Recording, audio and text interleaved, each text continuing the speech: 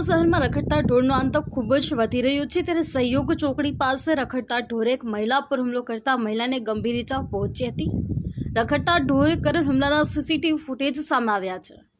મોડાસામાં એક બાઇક પર આવી રહેલા પુરુષ અને મહિલા પાછળ સ્થાનિક રખડતા ઢોર અચાનક પાછળ આવી બાઇક પર સવાર મહિલા ઉપર હુમલો કરવામાં આવેલ, જેમાં મહિલા સહિત બાઇક સવાર દ્વારા દેકારો કરવામાં આવતા આસપાસના લોકોએ દોડી આવી ઢોરને દૂર ભગાડીને મહિલાને બચાવી લીધી હતી।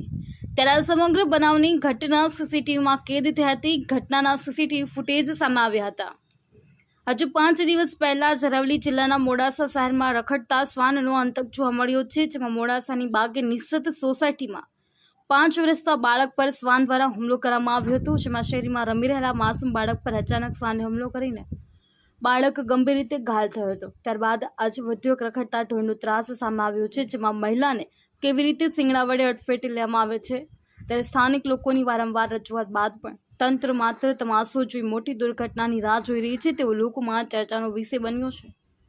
અશ્વિન ગોહેલ, જે ન્યૂઝ, મોડાસા।